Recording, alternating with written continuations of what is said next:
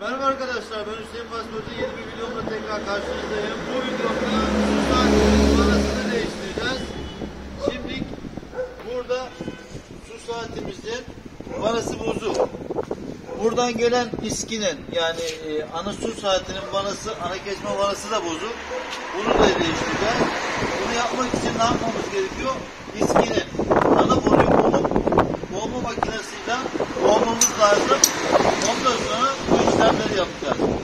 Bu şekilde siz vana değiştirmeye kalkmayın. Ya da kalkarsanız bunu hafif açın. Bu vanalar kesiyor mu? Ana su vanaları kesiyor mu diye bir bakın. Eğer kesmezse hemen geri kapatın. Yoksa bunu komple açarsınız. Bu vana da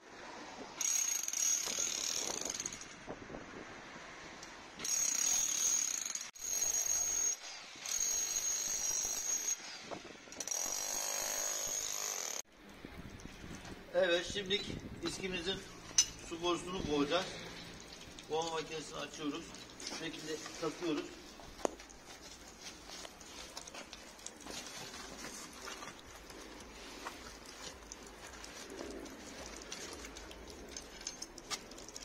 Bunu boğarken su borusu güneş görmemiş bir alanda olsun. Ve üstü çatlak matlak olmasın. Boru böyle güneş görmemiş alanda olması her zaman iyi bizim için. Yoksa dışarıda olursa böyle güneş gördüğü zaman içerisinde boru deformasyonu olur. Biz buradan sıktığımız zaman ne olur? Bu boru çatlar, sonra yarılır. Sonra uğraşırız. Ne yapıyoruz? Yerin altına kazdık, o yüzden kazdık. Bir de boruyu bulduğumuz için.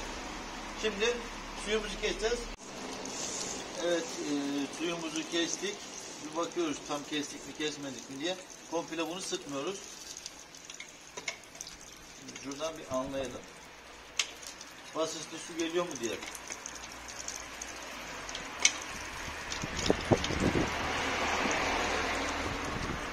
Evet, saat baktan dönüyor.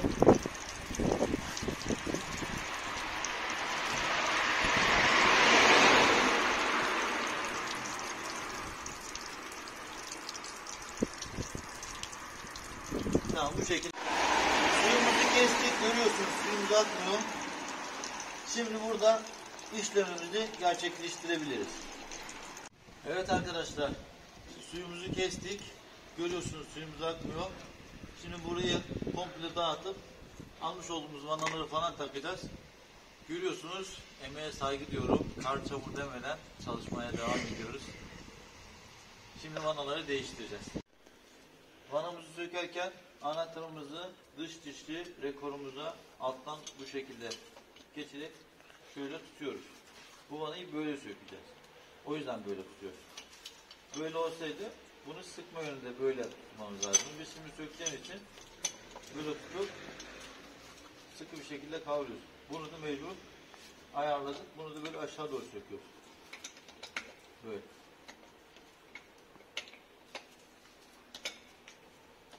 Sökme işlemi bu şekilde. Bunu da nasıl sökeceğiz? Bunu da böyle tutacağız. Böyle yukarı doğru sökeceğiz. Tamam mı? Şimdi kapatabiliriz. Evet, bunu da ne yaptık? Bunu da buradan tutuyoruz. Böyle. Bunu bu tarafa çevirip açacağız ya. Bunu da böyle yukarı tutuyoruz. Böyle çeviriyoruz. Tamam. Şimdi ne yaptık? Birinci vanamızı taktık.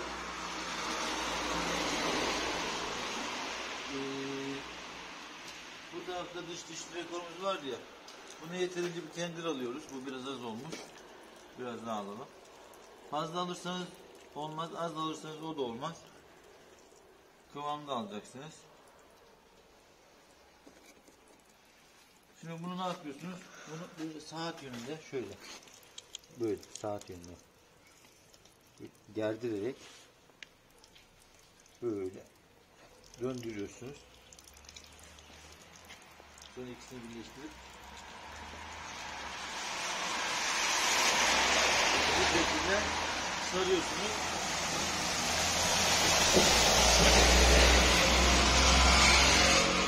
Genelde kendir kullanıyoruz. Teflon bant kullanmıyoruz. Yani ben kullanmıyorum. Çok az bir kaçırsa bile kendi zamanla şişerek o kaçağı sıkıştırıyor, kapatıyor. Burada vanamızı alıp vanamızı takacağız. Evet, vanamızı aldık. Vanamızı aldık. Buraya şu şekilde bir döndürüyoruz.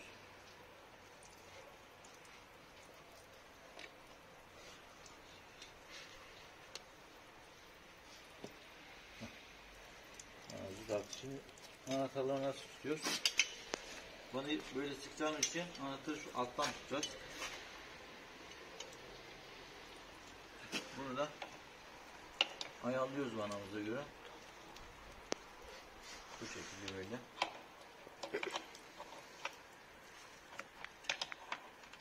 Bu şekilde sıkıyoruz arkadaşlar. Tamam, kapatalım. Evet, kendimizi ayırıyoruz. Saat rekorumuz. Bunların uzunları var, kısaları var az. Bunu nasıl sarıyoruz? Göstereyim. Düzeltiyoruz böyle. Bunu tutuyoruz. Biraz aşağıya bırakıyoruz. Şunu şöyle bir şuradan tutuyoruz. Şöyle. Bunu böyle saat yönünde şu şekilde gerdirerek, ister sondan öne, isterseniz önden arkaya, böyle dişlerin arasına sığacak şekilde böyle gerdirerek sarıyorsunuz. Dişlerin arası boş kalmasın. Çok da doldurmuyorsunuz kendine. Yani fazla olmuyor.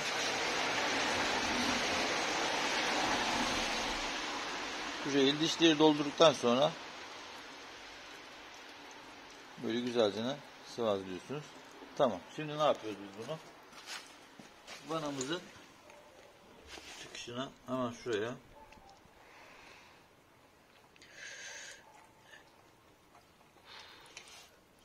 sıkıştırdık. Şimdi bunu nasıl çıkacağız tekrar? Bunu ne yapacağız? Böyle çıkacağız. O zaman bunu alttan tutacağız. Doğru mu? Evet. Alttan tutacağız bunu.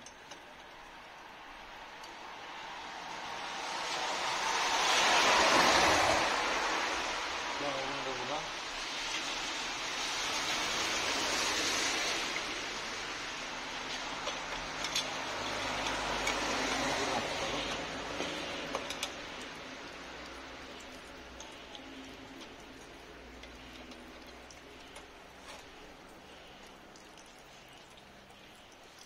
bu şekilde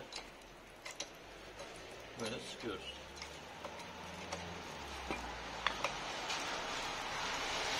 Ana kesme vanamız bir parmak olanı değiştirdik. Şu saatinin girişi ve çıkışındaki 3 çeyrek vana ve saat rekorlarını da değiştirdik. Şimdi bunu değiştirirken içindeki tortu pislik varsa biz suyumuzu böyle açıyoruz. İlk önce içindeki bir su boşalıyor. Böyle kirli olan suyu boşaltıyoruz. Orada saatin filtresini temizliyoruz. Kirliymiş. Onu da temizliyoruz ki eve az su basıncı gitmemesi. Eve bazen su basıncı az geliyor. Bu saat filtreleri tıkanıyor bazen. O yüzden eve suyun basıncı az geliyor. Bilginiz olsun. Ya da vana da bozuk olabilir. Ya da boruları fazla eritip kaynak yaparken fazla erittiği zaman bu delikler falan büzüşüyor. O yüzden suyumuz az gelebilir eve. Şimdi saatimizi falan takacağız. Evet, saatimizi taktık. Şimdi sıkıştırıyoruz. Saatimizi bu şekilde tutuyoruz. Yandaki rekoru bu şekilde sıkıyoruz. Contaları vardı. Contalarını koyduk. Bu şekilde sıktık. Dediğim gibi içindeki bir pisli suyu akıttık. Biraz şöyle yukarı baktık. Tamam. Bunu yapacağız. Bunu buradan yapıyoruz. Bunu ne yapacağız? Bu şekilde sıkacağız.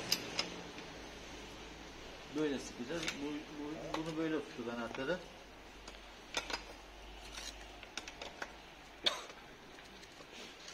Şimdi vanamızı açalım bakalım.